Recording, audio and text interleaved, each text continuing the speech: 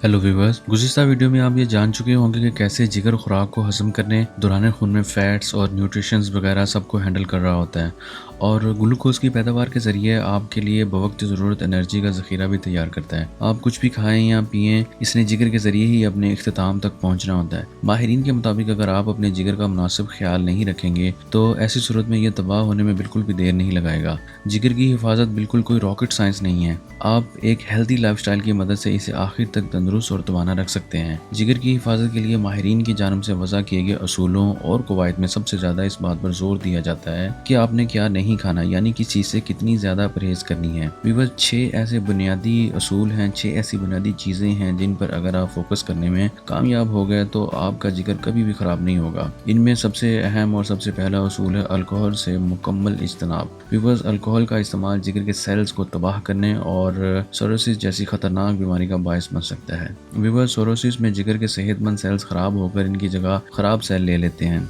दूसरा और अहम उसूल है हेल्दी डाइट और रेगुलर एक्सरसाइज। व्यूअर्स, अगर आपका वजन नॉर्मल है तो आप जिगर की बहुत सी बीमारियों से खुद ब खुद महफूज हो जाएंगे, जिनमें खास तौर पर non alcoholic fatty liver disease सर फहरिस्त है और यही पेचीदगी आगे चलकर सोरोसिस का बायस भी बन सकती है। व्यूअर्स, तीसरे नंबर पर मुख्तलिफ दवाओं से इज्तनाब। व्यूअर्स, कुछ ऐसी दवाएं भी हैं जो जिस्म से दर्द और कोलेस्ट्रॉल को तो ख़त्म कर देती हैं, लेकिन इनके मतवातर इस्तेमाल से आपके जिगर पर भयानक असरात मुरतब होते हैं, जिनमें ख़ास तौर पर निम्सोलाइड्स यानी नीम्स और एसिटामाइनोफिन यानी टाइलोनॉल वगैरह शामिल हैं। व्यूअर्स, इसके अलावा कुछ दवाएं अगर दूसरी ख़ास दवाओं के साथ इस्तेमाल की जाएँ और कुछ ऐसी दवाएँ जिनके साथ अगर अल्कोहल इस्तेमाल किया जाए तो ऐसी सूरत में जिगर को शदीद नुकसान पहुँचने का खदशा पैदा हो जाता है। इसलिए हमेशा अपने डॉक्टर से मशवरे की सूरत में ही दवाओं को इस्तेमाल करें। व्यूअर्स, चौथा पॉइंट है viral hepatitis. Viewers, viral hepatitis की इकसाम इस वक्त जिगर की सेहत के लिए एक चैलेंज बन चुकी हैं। आप इन्फेक्टेड खाने पीने की चीज़ों से हेपेटाइटिस ए आसानी से हासिल कर लेते हैं। इसमें तसल्ली बख्श पहलू ये है कि इसकी वैक्सीन मौजूद है। इसके अलावा हेपेटाइटिस बी और सी ब्लड और दूसरी जिस्मानी रतूबतों से ही फैलते हैं। इनसे बचने का हल यही है कि आप टूथब्रश और रेजर वगैरह इस तरह की चीज़ें कभी शेयर ना करें और हमेशा अपने शरीके हयात तक महदूद रहें। और वैसे भी हेपेटाइटिस ए की तरह हेपेटाइटिस बी की वैक्सीन दस्तयाब है, लेकिन हेपेटाइटिस सी की वैक्सीन अभी तक नहीं आई।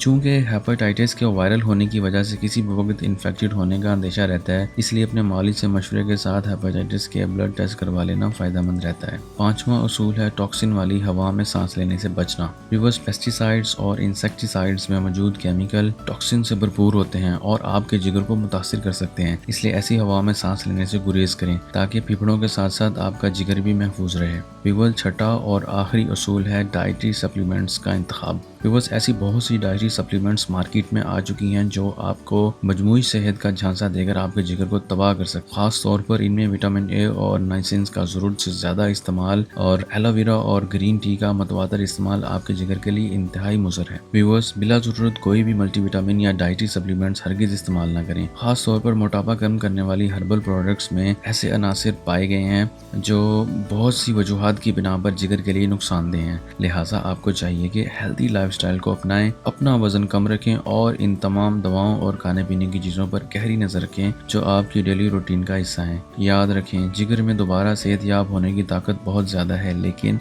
हर चीज़ की तरह इसकी भी एक लिमिट है। शुक्रिया।